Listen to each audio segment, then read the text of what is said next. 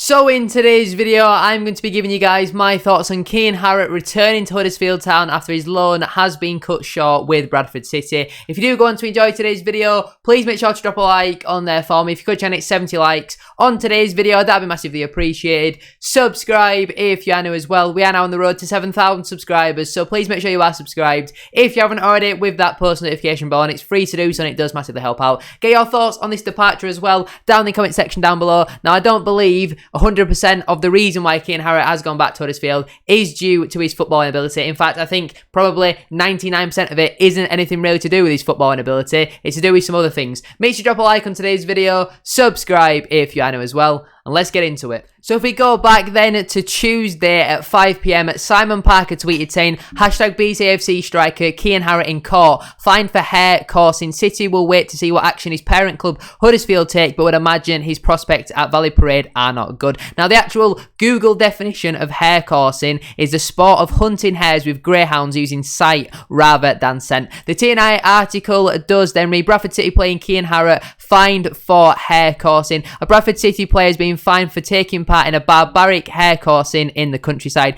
Kian Harratt, who is currently on loan at Valley Parade from West Yorkshire rivals Huddersfield Town, appeared in court today. Harratt and two others committed the daytime poaching offence in East Yorkshire early this year. I believe it was when he was still on loan with Harrogate Town, I want to say, or maybe Port Vale. I think it might have actually been at Port Vale at the time when the crime was committed. But Humberside police said that officers stopped a vehicle on farmland in the Wrestle area near Howden on April the 3rd. So yeah, it will have been while he was with Port Vale. 3 men were dealt with for Game Act offences. They were all convicted at Beverley Magistrates Court on Tuesday. Harratt, 20, was fined £830 and ordered to pay £150 in costs and a victim surcharge of £83. Rural Task Force Sergeant Kevin Jones said the conviction shows that the Rural Task Force will deal strongly with those offenders that visit our force area to commit hair coursing offences. We will not tolerate the barbaric acts of hair coursing, not only causing unimaginable suffering to our wildlife but also causing issues for local landowners who are often the subject of antisocial behaviour and damage to their land and property.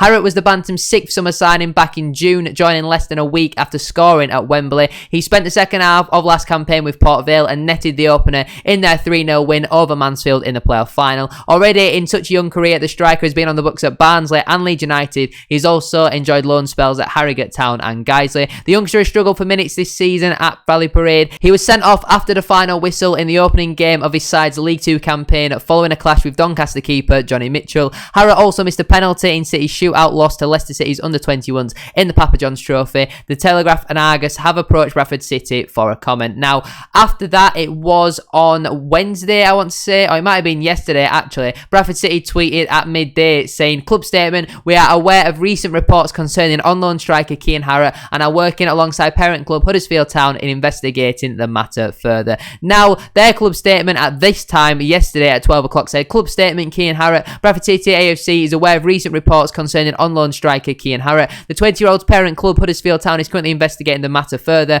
and working to establish the full facts. Harratt will not be involved for City's weekend FA Cup visit of Harrogate Town. Then it was today at 11:30 this morning, Bradford City tweeted saying, news, Kian Harratt is today returned to parent club Huddersfield Town with immediate effect. The article does then read, Harratt returns to Huddersfield. On loan forward Kian Harratt is today returned to Huddersfield Town with immediate effect. Bradford City AFC has been working alongside Harratt's parent club after reports surfaced concerning the 20-year-old earlier this week. The club will be providing no further comment. Huddersfield Academy also tweeted saying, we can confirm that Kian Harratt will be returning to the club from Bradford City with immediate effect. Kian will be subject to disciplinary procedures pending the conclusion of our internal investigation as well. So not good news for Kian Harratt at this moment in time. And obviously when this news was coming up and around social media, a lot of fans unhappy with obviously what has been happening. Now, whether you agree with it or not, I'm sure 95% of people will disagree with what Kian Harratt has done. It's obviously not a good look for him, and the club can't have people like that employed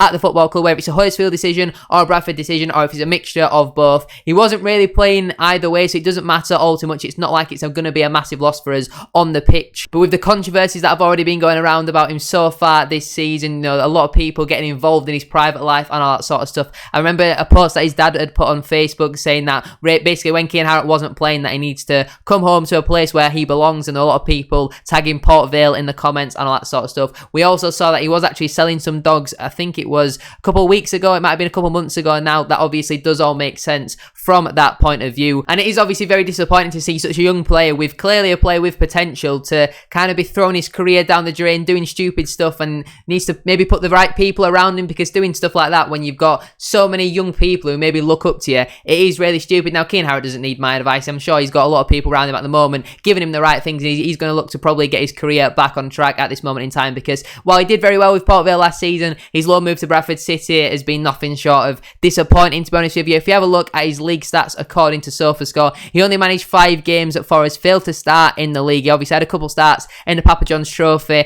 and all that sort of stuff, had a couple minutes here and there on off the bench, but he averaged 26 minutes per game, scored 0 goals in the league, averaged 2 shots per game, averaging 0.6 shots on target per game. He missed 2 big chances. I remember in particular, I think it was against Walsall, I want to say, he had a massive chance right at the end of the game and he put it straight at the keeper. It was a really, really poor finish from Kian in that game. Goals from inside of the box, 0 out of 2. Goals from outside the box, 0 out of 8. I presume that's out of shots attempted in that one. He did get 1 assist, which was that in that game against Hartlepool. It was the assist for our second goal, Andy Cook's first goal in that game. Great play from him. That's probably the best I've seen from Kian Harratt play. He averages 13 touches per game. He also averages 0.6 key passes per game. Averages 5 passes per game with a 74% passing accuracy, 0.4 passes in his own half per game, 67% of them being accurate, and he also averages 5 passes in the opposition half, 69% of them being accurate. No long balls and no chip passes. He averages 0.4 crosses per game, 40% of them being successful. In terms of his defensive stats, he wins possession on 0.2 occasions per game, and he also gets dribble passed on 0.2 occasions per game as well.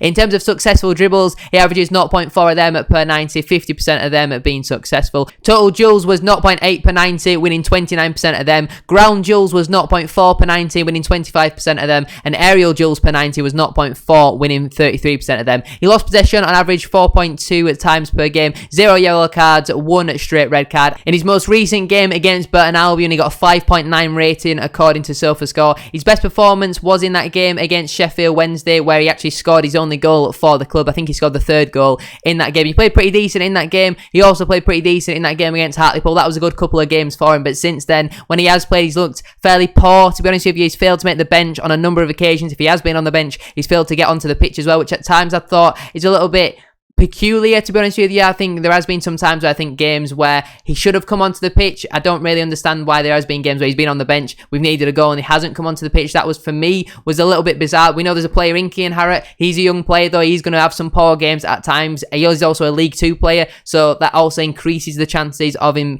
being inconsistent and all that sort of stuff. It's just such a shame that when he signed in the summer, this is how it's ended. It is really disappointing. It does also mean now that when the January transfer window does open, I do anticipate us going in and getting another striker. We do also have another loan spot available now. Obviously, we do have 5 loan players, but one of them is Joe O'Shaughnessy, who never makes the matchday squad, does he? So it doesn't really matter all too much. Hopefully it does mean that we see players like Jake Young now a little bit more. It also gives maybe Lee Angle a bit more chance to play as a striker, although I do personally prefer Lee Angle to play as a number 10 rather than as a number 9. We could maybe see Jake Young as that number 9 if potentially we do go 2 up front, but I can't see us going 2 up front anytime soon. But that is where I'm going to leave it for today's video. If you have enjoyed, please make sure to drop a like on there for me. If you could channel it 70 likes on today's video, that'd be massively appreciated. Subscribe if you are new as well. We are now on the road to 7,000 subscribers, so please make sure you are subscribed if you haven't already, with that post notification bell on. It's free to do so and it does massively help out. Get your thoughts on Kian Harratt's departure as well down in the comment section down below. Thank you very much for watching today's video. Shout out to our current tier 3 channel member B Davies 211. Have a great rest of your day, and I shall see you all tomorrow for the Harrogate home match day vlog.